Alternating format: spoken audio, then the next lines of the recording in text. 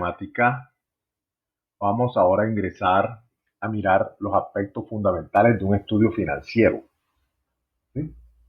Entonces, cuando nosotros nos hablan de estudio financiero, para entrar en contexto, vámonos a hablar primera mano lo que es el flujo de caja. ¿Sí? Y es sencillamente un esquema que presenta en forma sistemática los costos e ingresos registrados en cada periodo a periodo. ¿Sí? Cuando nosotros estamos estructurando un proyecto, creación de empresa, modelo de negocio. El fin de ese proyecto es de generar, si es privado, generar rentabilidad, generar un retorno para sus socios, ¿no? ¿Ok? Entonces, ¿cómo se generan esos beneficios? Cuando en las proyecciones y en la estructuración que yo hago, esos costos, esos gastos que hacen parte del proyecto, ¿sí? de ese, como está concebido en las proyecciones, son mucho menores a los ingresos. Entonces, eso se va a reflejar en unos flujos de caja positivos o en su defecto, si son mayores estos costos, estos ingresos, que por eso es el periodo de evaluación. Por eso es que las cifras se tienen que aterrizar desde el punto de vista financiero y se tienen que simular. Para eso es importante, si esos flujos son negativos, entonces quiere decir que de entrada, porque por lo general los proyectos se evalúan a 5 años, porque por lo general en el primer año apenas se están haciendo los ajustes de la incursión al mercado y se están implementando las estrategias reales de crecimiento. Entonces, pero lo ideal es que yo en mi tiempo de retorno de la inversión, yo recupere esa inversión que se hizo. ¿Okay? Entonces, los elementos básicos del flujo de caja son los costos, que son los egresos de inversión o montaje. Todo ese andamiaje donde yo voy a invertir en activos fijos, capital de trabajo y activos diferidos. Los costos de egresos de operación, que son los que en sí van a estar operando dentro del proyecto, y los beneficios e ingresos de operación, el valor de salvamento de los activos del proyecto. Se presume que cuando un proyecto se proyecta en promedio 5 años. Hay unos proyectos que toman más tiempo, o sea, los proyectos, los dueños de esos proyectos los evalúan a mucho más tiempo. Por ejemplo, a nivel público-privado, lo de las concesiones de carreteras, de los recursos de inversión que se hacen ahí, esos proyectos están proyectados a 20, 25 años, que es el tiempo de esas concesiones. O sea, dependiendo cómo está concebido el proyecto, así se concibe en el tiempo y se hacen las proyecciones respectivas. ¿Ok? Entonces, aquí vamos a mirar fundamentalmente cómo es el flujo de caja. Cuando nosotros nos hablan de flujo de caja neto, ¿qué es lo que interviene? ¿Ok? Entonces, los recursos financieros empresariales. ¿De dónde salen esos recursos financieros? Hombre, si yo no tengo plata, yo tengo que salir a prestar, ¿no? ¿Sí? Entonces, ahí es donde viene, por ejemplo, una pyme, una MIPYME, tiene que acceder a un préstamo bancario o un préstamo de amigos o de los mismos socios. ¿Ok?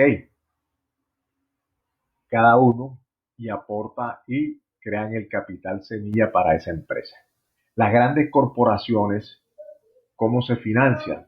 Se financian con acciones, emiten bonos, perdón, es una forma de financiamiento.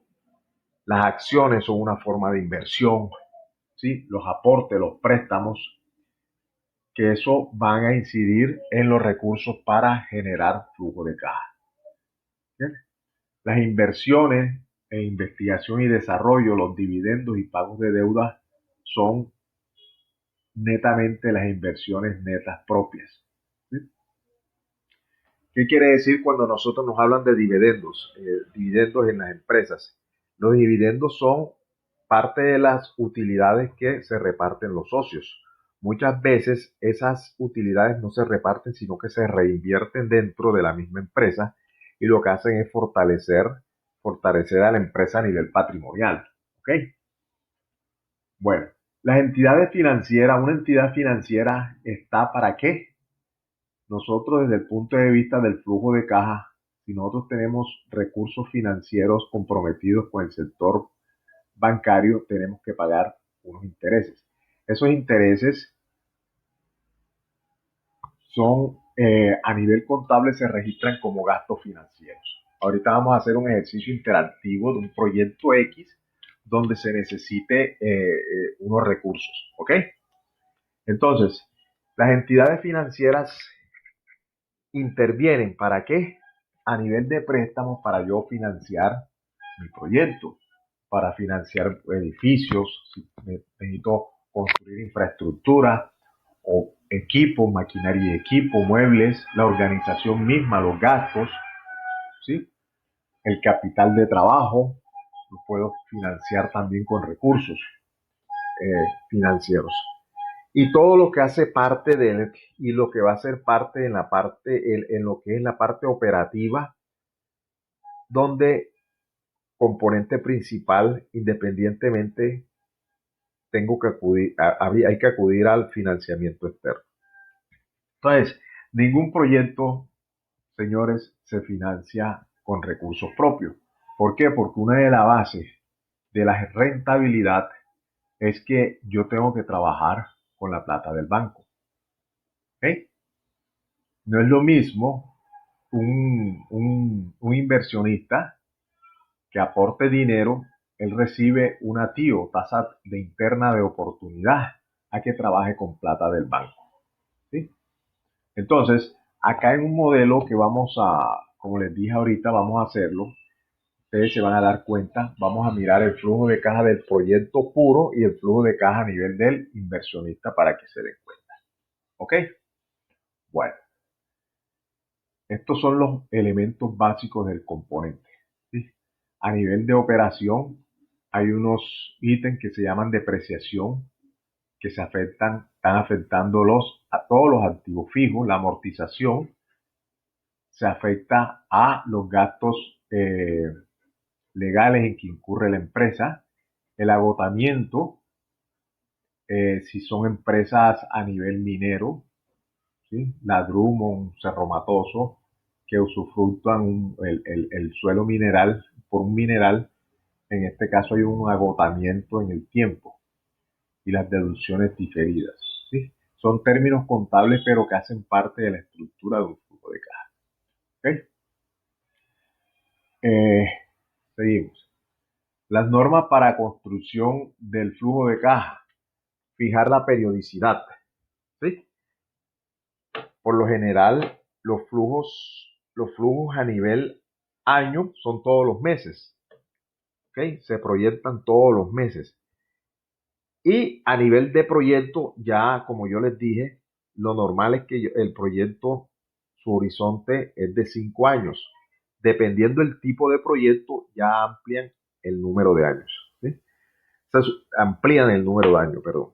Se supone que los costos se desembolsan y los ingresos se reciben al final de cada periodo.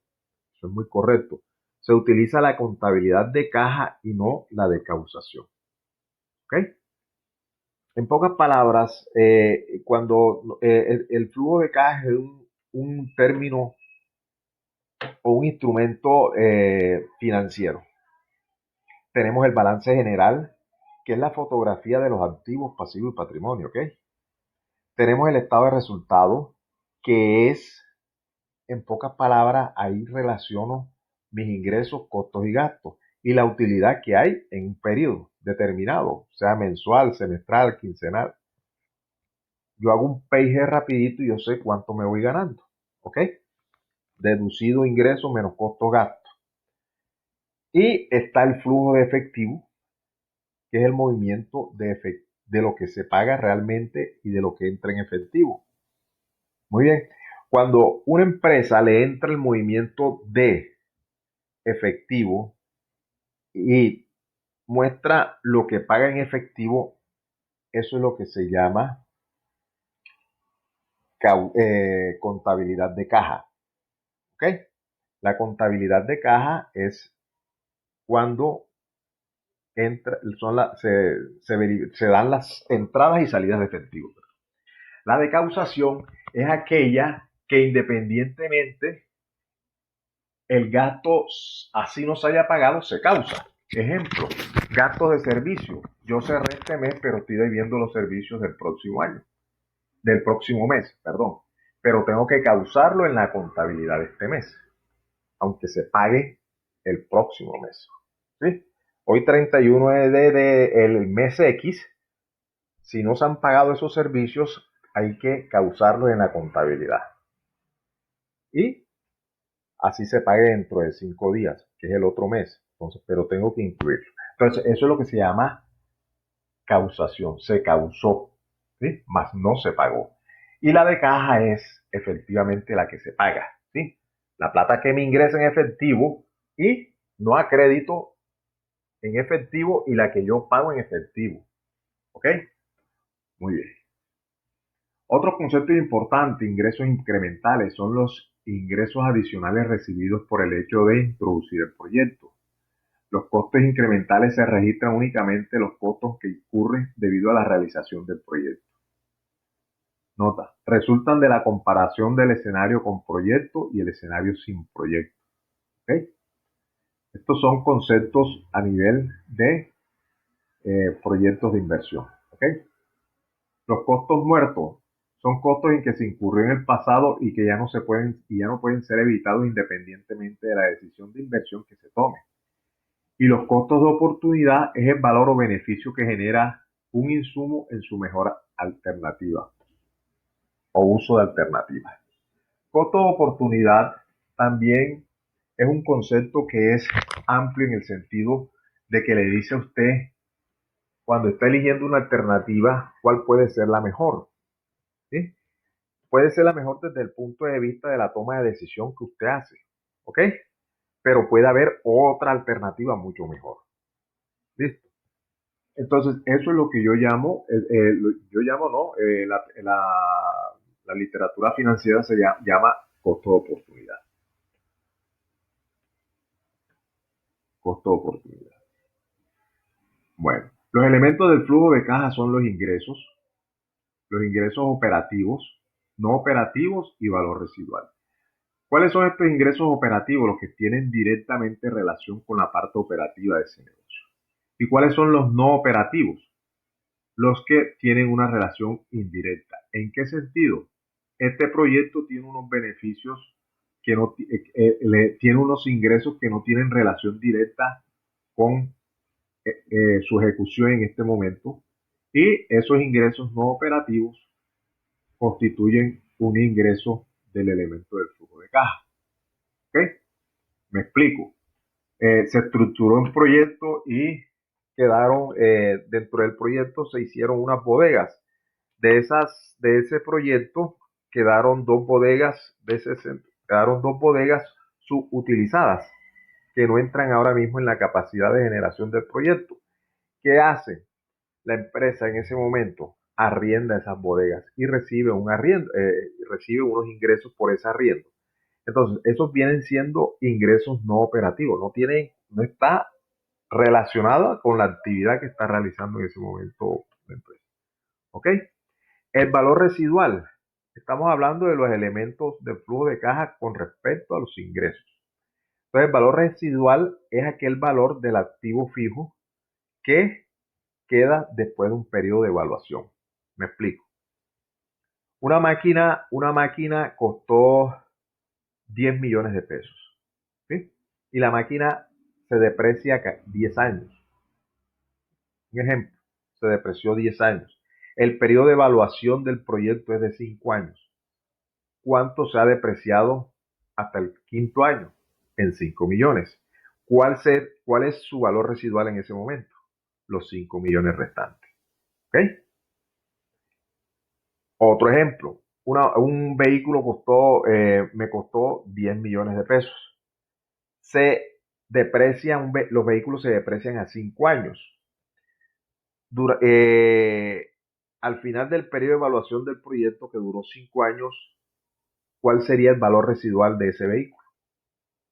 No tiene valor residual porque se depreció en los 5 años, porque la vida útil de depreciación de un vehículo es de 5 años. ¿Okay? Y se depreció en todas las proyecciones del proyecto.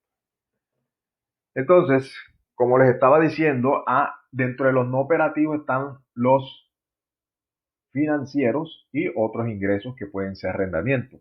Y los financieros son la empresa o el proyecto. Llega un momento en que las empresas tienen excesos de liquidez. ¿Qué hacen ellos? Entonces invierten esos excesos de liquidez o de efectivo en un título, ¿sí? Sea en acciones, que es más volátil, o en un bono, ¿sí? En aceptaciones bancarias, CDTs y así sucesivamente, que le puede generar, o sea, está pone a trabajar la plata que tiene en exceso. Entonces esa plata no que está ociosa en los bancos, sino que ella utiliza un instrumento financiero para ponerla a producir por más. Entonces, esos ingresos no operativos, que es de esos dineros invertidos, son los llamados financieros. ¿Ok? Muy bien. Valores de desecho, valores de activos, que es el valor contable, es el valor en libro de los activos, y el método de valor comercial es el valor de mercado neto. Explico este concepto, ¿sí? A nivel de proyecto. Cuando ustedes les hablen valor libro de los activos, bueno, es el mismo ejemplo que le colocaba de un vehículo, ¿sí? En el proyecto se compró un vehículo y ese vehículo en el horizonte del proyecto se depreció porque la depreciación, la vida útil de ese vehículo es de 5 años. ¿Qué sucede? ¿Cuál sería el valor contable de ese activo? Cero. ¿Sí? Es cero. Pero si yo me voy al valor del mercado del vehículo, o sea, contablemente para la empresa, después de 5 años un vehículo no cuesta nada. ¿Sí? Ya se depreció totalmente. Pero a valor de mercado sí cuesta. Entonces, bueno, este vehículo es modelo tal. ¿A cómo está este modelo tal en el mercado en este momento? Entonces ahí es donde se buscan diferentes fuentes, revistas motoras. Este vehículo vale tanto. Ese es el valor del mercado. ¿Ok? Para tener claro ese par de conceptos cuando le hable. Valor en libro de los activos, valor comercial. La valoración de los flujos. Método económico. Valor actual de un flujo, promedio perpetuo. El valor actual es traer a valor actual los flujos futuros. ¿Sí? Yo proyecto financieramente los ingresos a 5 años, yo lo traigo a valor presente a una tasa de descuento, lo confronto con la inversión y me dice si recuperé esa inversión o no la recuperé.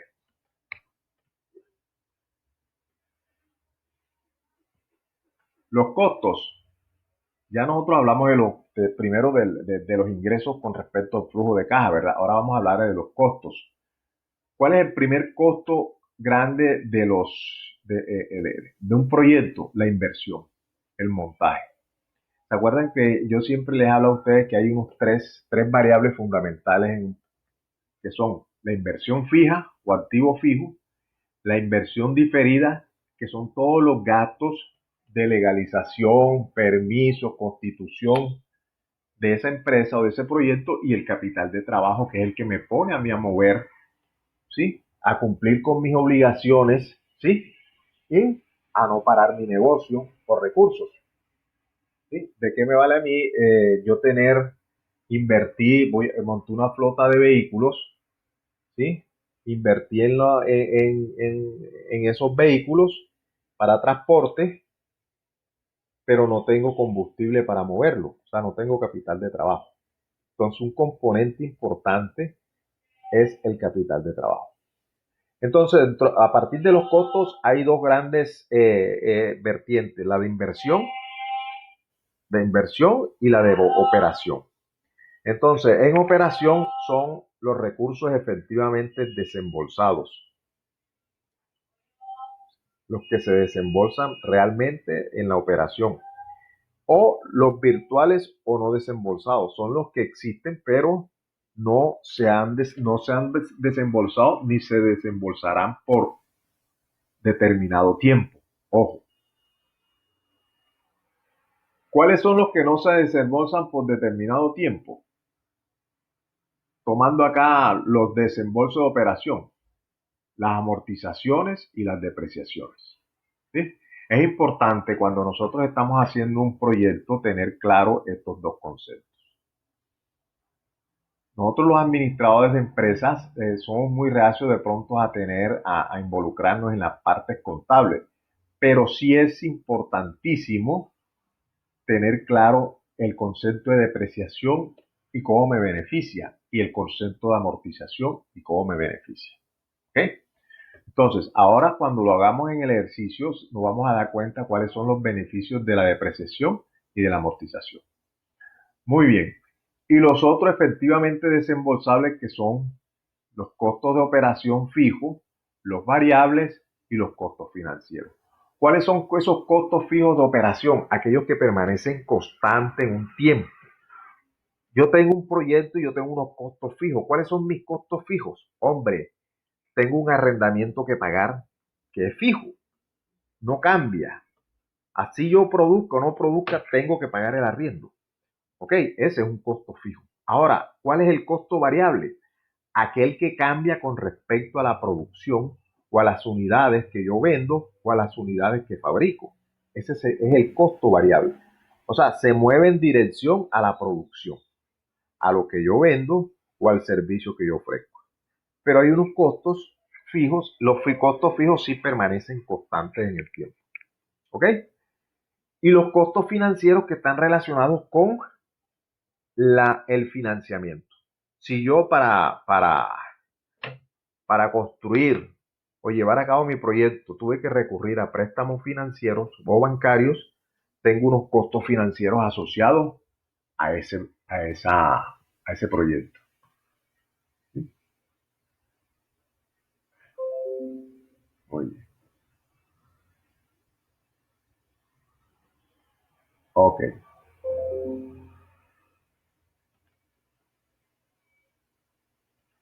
listo, seguimos. Entonces, dentro de los elementos del flujo de caja, como ya lo dijimos, está la inversión fija, con terreno, construcciones, maquinaria y equipos diversos de procesos, equipos de transporte, cómputo, oficina, laboratorio, auxiliar de comunicación, auxiliar y de comunicaciones y demás equipos no incluidos en la clasificación anterior. Todo lo que con respecto se habla de inversión fija son equipos y todo esto se deprecia. ¿Sí? ¿Qué es lo único que no se deprecia en la inversión fija? Si ustedes la hacen, el terreno. El terreno tiende a valorizarse en el tiempo. La inversión diferida son los gastos para la constitución jurídica, las instalaciones y organización de la empresa, la adquisición de la patente, diversos pagos anticipados, así como el pago de los estudios de mecánica de suelo, topográfico, si es un proyecto de construcción, de inversión, eh, así como los gastos financieros o de otro tipo realizados en el periodo preoperativo. Preoperativo porque todavía no hemos comenzado a operar. Capital de trabajo, los inventarios de materia prima, productos en proceso, productos terminados. Si la base de mi proyecto es una manufactura industrial, conversión de la materia prima, las cuentas por cobrar y por pagar, el dinero en efectivo para cubrir imprevistos, ya en el proceso de operación. ¿Ok? Ustedes saben que para yo tener cartera necesito plata para mantener esa cartera. ¿Por qué? Porque esa cartera es dinero en efectivo para mí, es un activo. Pero si esa cartera yo no la muevo, no tengo con qué pagar mis obligaciones. Si esa cartera funciona adecuadamente, a mí los ingresos me entran adecuadamente y yo puedo cubrir todas mis obligaciones. ¿Ok? Es decir, todo gasto relacionado antes de que el negocio inicie sus operaciones. ¿Sí? e inversión diferida. Se refiere al pasivo de corto plazo derivado de la política de crédito que otorgan los proveedores. Es la contraparte de las cuentas por cobrar. Contablemente, el capital de trabajo neto se define como la diferencia entre el activo y pasivo circular. Así es. Ustedes saben que contablemente los activos se dividen en corrientes, fijos y otros activos. Los que realmente trabajan en la empresa son los corrientes y los fijos. A nivel de pasivos están los pasivos corrientes y el pasivo fijos. En los pasivos corrientes tenemos un pasivo muy importante que son los proveedores, son los que nos sueltan la mercancía o producto para poder trabajar. Tenemos las obligaciones bancarias si son préstamos a corto plazo o los pasivos a largo plazo si tenemos obligaciones a largo plazo. ¿Okay? Los costos variables, como ya les dije anteriormente, los costos variables son aquellos que varían con respecto a la producción, cómo varía esa producción o esa prestación de ese servicio. ¿Ok? Mientras yo produzca más costos variables tengo. ¿Sí? Por ende, estoy vendiendo también acorde porque es una función lineal que se mueve con respecto a la producción. ¿Ok? Entonces, hay de producción o fabricación y de venta y comercialización. Hay dos costos variables identificados desde ese punto de vista.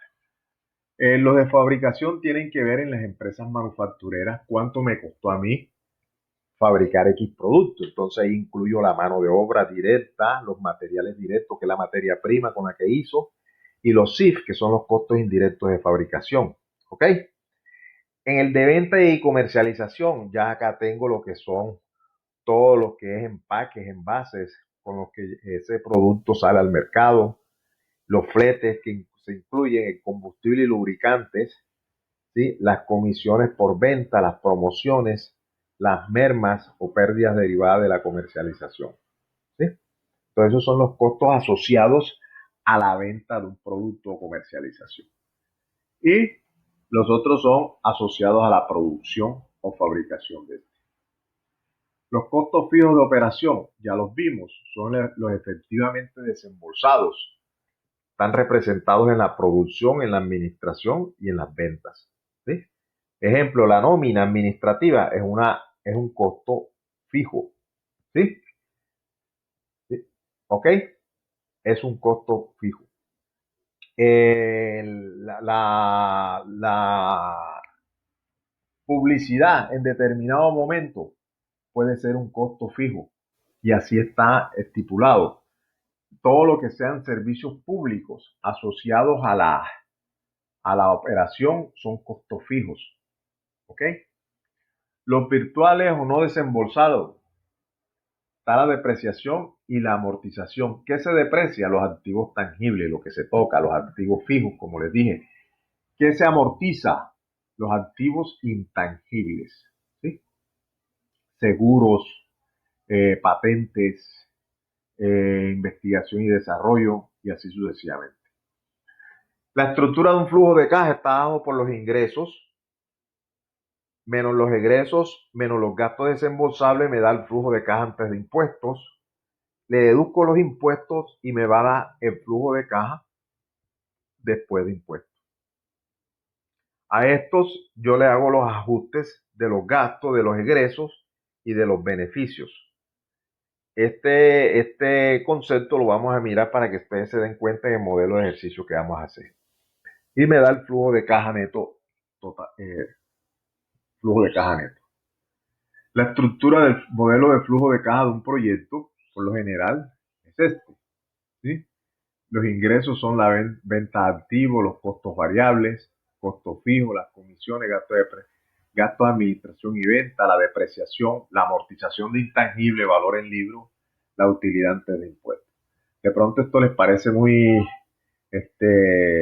engorroso a observarlo desde acá, interactivamente se ve mucho mejor. Aquí está en la estructura del flujo de caja del inversionista. ¿Se acuerdan que yo les comenté? Hay un flujo de caja del proyecto puro, lo que genera el proyecto, y el flujo de caja desde el punto de vista del inversionista.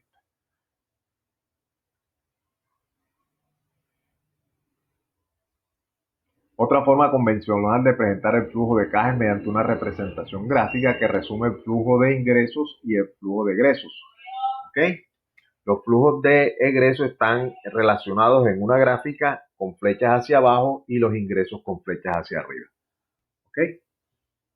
Representados en una línea de tiempo, como ustedes observan acá. ¿Sí? Estos son egresos y estos son egresos.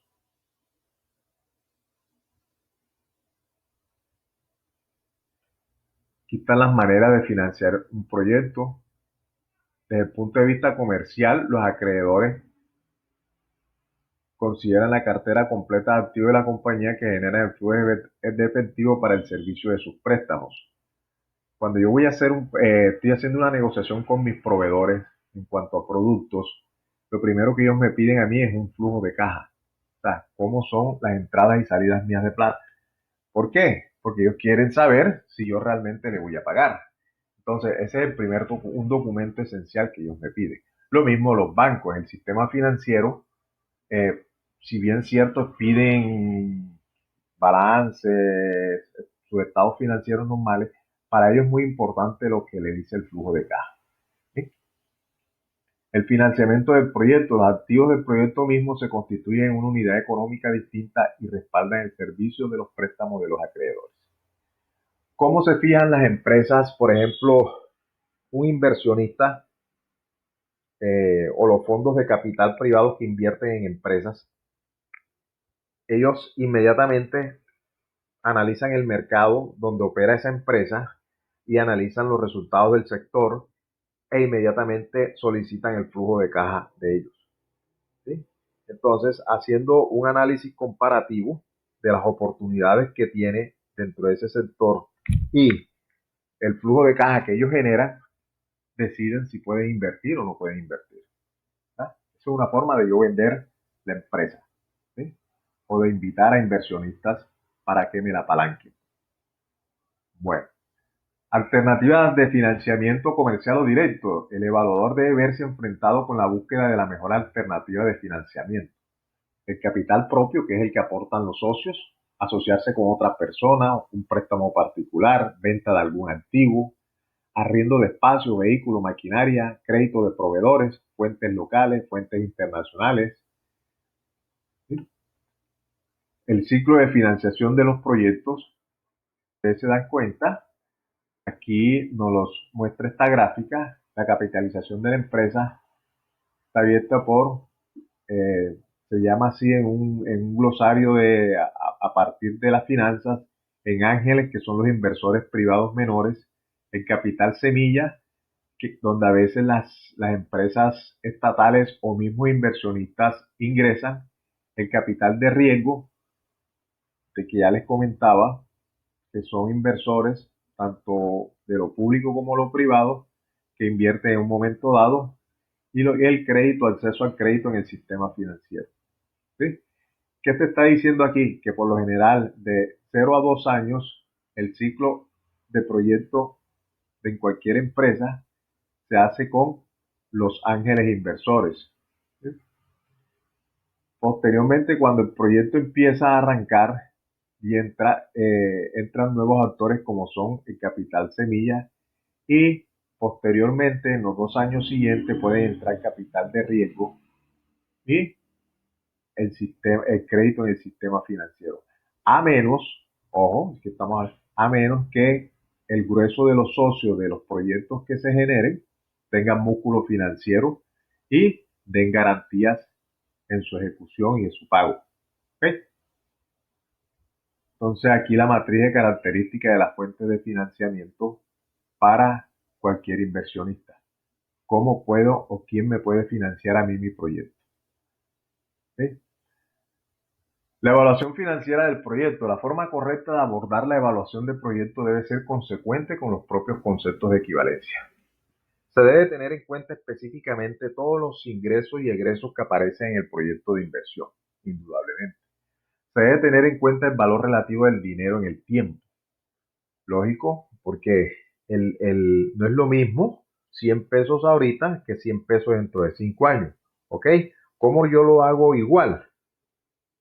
Con la tasa de interés, con la tasa de oportunidad. Se, deben, eh, se debe tener en cuenta la tasa de interés de equivalencia o de oportunidad cuando se comparen cantidades que aparecen en momentos diferentes. ¿Listo? Esa es la base de la literatura financiera cuando se habla del valor del dinero en el tiempo. ¿Sí? 100 pesos, como les dije, no tienen el mismo valor dentro de 5 años. ¿Sí? Pero si 100 pesos se ve afectado por una tasa de interés a 5 años, ese valor a 5 años va a ser equivalente a este valor aquí presente. ¿Sí? Porque está afectado por una tasa de interés. Bueno, los índices para medir la bondad financiera de un proyecto de inversión, como ya el valor presente neto, la tasa interna de retorno, el costo anual equivalente y la relación beneficio-costo. Valor de oportunidad es el valor proveniente de la riqueza futura que puede generar un bien. Se constituye en el valor relevante que tiene un recurso. ¿Sí? O sea, la inversión que tú haces acá, ¿sí? La oportunidad de retorno, ¿de dónde viene esa oportunidad de retorno? De los flujos netos que te genere ese proyecto. Si esos flujos netos que te genere son lo suficientemente robustos para cuando tú lo traigas a valor presente sean mayores a la inversión que hiciste, entonces te generó riqueza dentro de sí. Entonces eso es lo que se llama valor de oportunidad. ¿Sí? El valor presente neto es el valor del proyecto medido en dinero de hoy. La denotación, cuando se presenta el valor presente de un proyecto, se debe hacer explícita la tasa de interés que se emplea para calcularlo, indudablemente.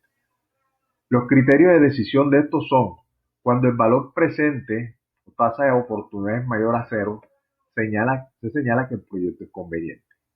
Cuando el valor presente neto es menor que cero, se señala que el proyecto no es atractivo. ¿Sí? Se le pueden hacer ajustes y mejorarlo. Cuando el valor presente neto es igual a cero, señala que el proyecto es indiferente. ¿Sí?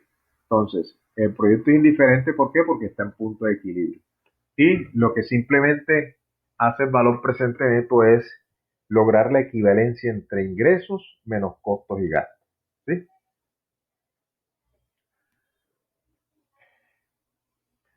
Ahora bien, el valor presente neto es el valor de oportunidad en el dinero actual de una inversión. ¿Ok? La tasa interna de rentabilidad es la tasa interna que hace nulo el valor presente neto.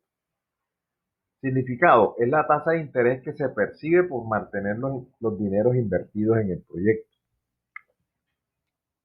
Es la tasa que se percibe por mantener los dineros invertidos en el proyecto. ¿Ok? Acuérdense cuando yo les decía que yo soy inversionista y dentro de mi riesgo yo digo, yo invierto en proyectos que me generen un 15%, de un 15% en adelante. En proyectos de menor rentabilidad no invierto. Ok, bueno, los proyectos por su naturaleza, ¿cuál es su naturaleza? Como fueron concebidos desde un punto de vista, genera una tasa, que es la que se llama la tasa interna de rentabilidad. ¿Ok? O TIR. Y esa otra tasa, la tasa del inversionista, es la que se llama tasa interna de oportunidad, o TIR. ¿Ok? Entonces, cuando la tasa es mayor, se señala que el proyecto es conveniente. Cuando la tasa es inferior, se señala que el proyecto no es atractivo. Y cuando la tasa es igual, se señala que el proyecto es indiferente. Anteriormente, cuando no, no se manejaba mucho en la aplicación Excel, todavía no, no, no tenían las funciones financieras no estructuradas como tal. se utilizaba para calcular la TIR en un método matemático que se llama interpolación. Ya hoy con Excel es muy fácil hacer ese cálculo. La tasa verdadera de rentabilidad es aquella que combina las características propias del proyecto reflejadas en su tasa interna de rentabilidad, como les estaba diciendo. El proyecto como fue concebido, así va a generar una tasa. ¿Sí? Por su naturaleza, va a generar una tasa. Con las características propias del inversionista, que se expresan mediante su tasa de interés de oportunidad. En pocas palabras, lo que les digo es que el inversionista tiene que comparar la TIR que genera el proyecto con su tasa de oportunidad. ¿Ok? ¿Cuál es lo ideal? Lo ideal allí para que el proyecto sea atractivo.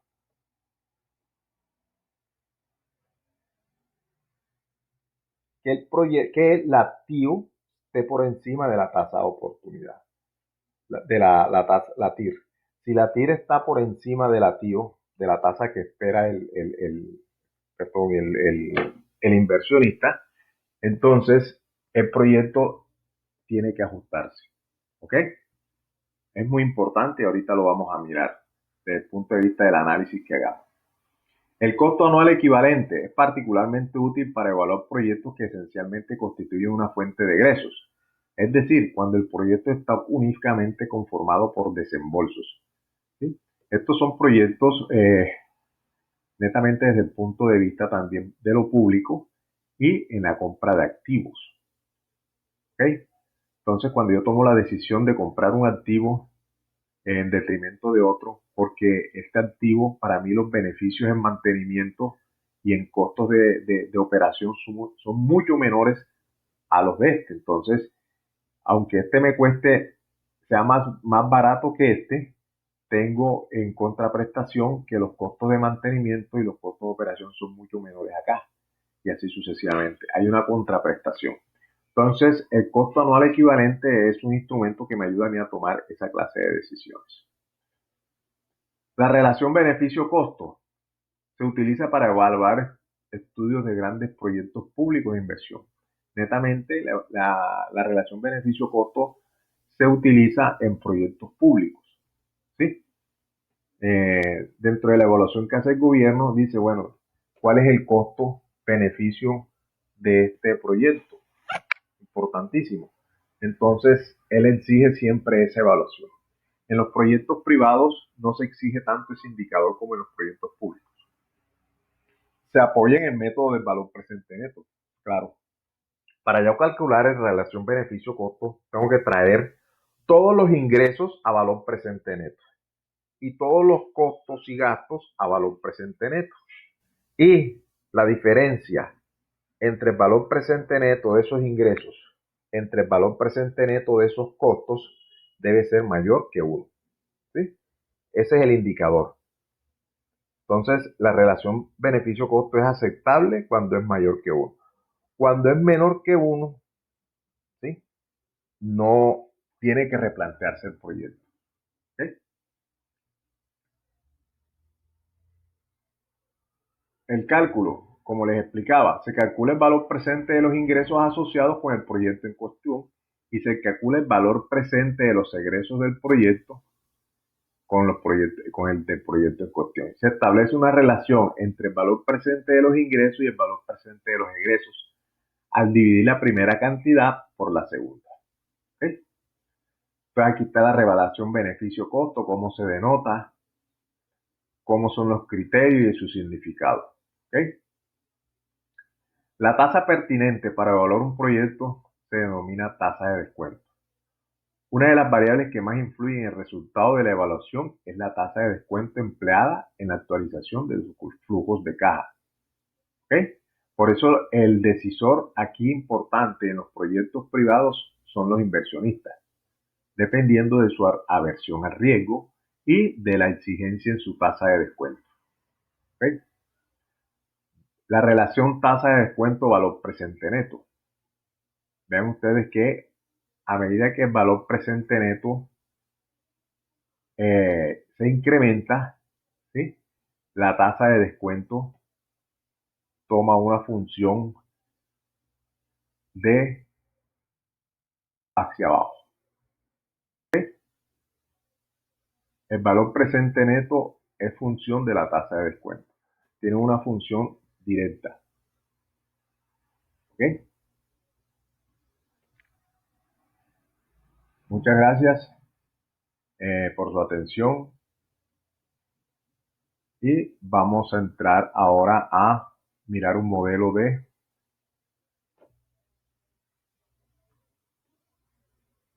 ejercicio acá. Un momento, por favor.